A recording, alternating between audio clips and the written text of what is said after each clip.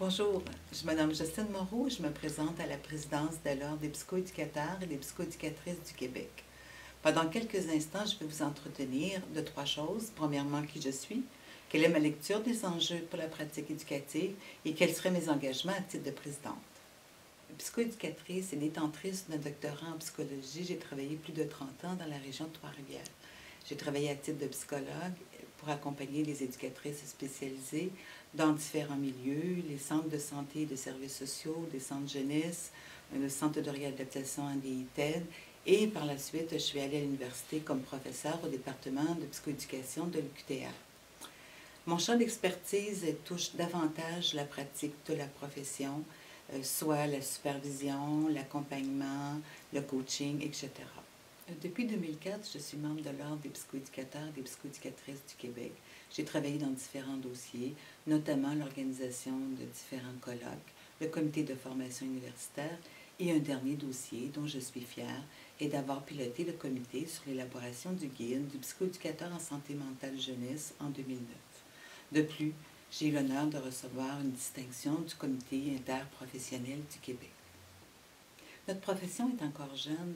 À peine 50 ans après sa fondation, elle a reçu une reconnaissance comme ordre professionnel en 2000, ce qui lui confirme une place de choix dans la négociation concernant les actes réservés.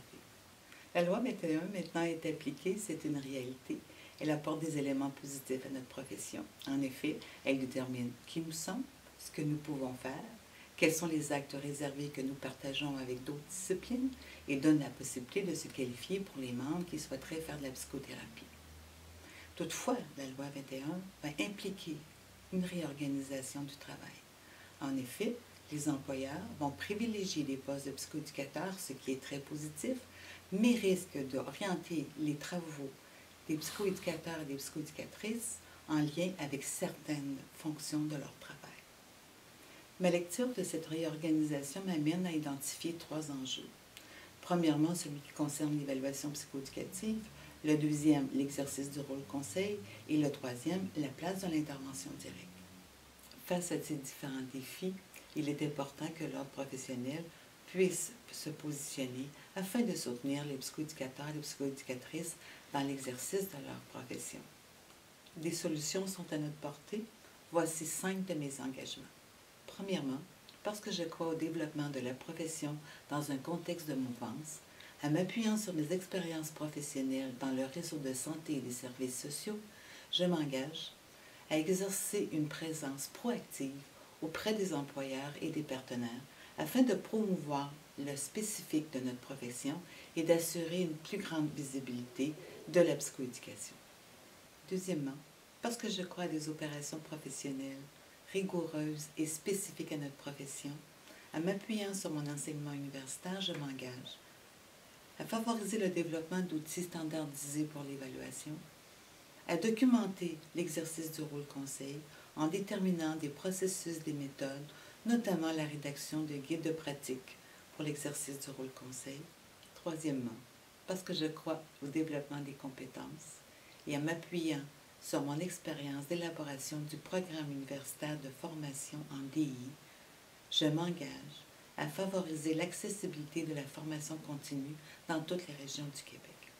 Cette volonté de vous rejoindre où que vous soyez au Québec implique l'utilisation de différentes technologies ou de moyens qui sont à notre disposition. Je pense notamment à une formation en ligne. Quatrièmement, parce que je crois au partenariat universitaire, en m'appuyant sur mon expérience de directrice du département de psychoéducation de l'UQTR et de la direction de la recherche et de la mission universitaire au CRDI TED-MCQ, je m'engage à intensifier la collaboration avec les différents programmes de formation des universités du Québec, à favoriser un rapprochement avec les chercheurs afin de faciliter le transfert des connaissances actuelles issues de la recherche. Mon cinquième engagement concerne la vie active au sein de l'Ordre. Impliqué depuis 2004, je m'engage à consolider un sentiment d'appartenance à un ordre dynamique, à favoriser un rapprochement de la permanence avec les régions et à susciter un partage d'expériences entre les psychoéducateurs du Québec. Comme présidente, je vous garantis d'une réelle écoute de vos besoins comme psychoéducateurs et psychoéducatrices et je m'engage à soutenir le développement de notre profession. Ce travail ne se fera pas seul, il se fera en étroite collaboration avec la direction générale et l'équipe des professionnels en place qui ont déjà largement démontré leur efficacité et leur engagement. Je vous donne rendez-vous à notre prochain colloque de mai sous le thème « Affirmer son identité dans un contexte d'interdisciplinarité ». Je vous invite à venir échanger avec moi sur ma page Facebook. Dans ce premier exercice de suffrage universel, il est important de voter. Et je vous invite à voter pour moi, parce qu'à la présidence, je ferai la différence.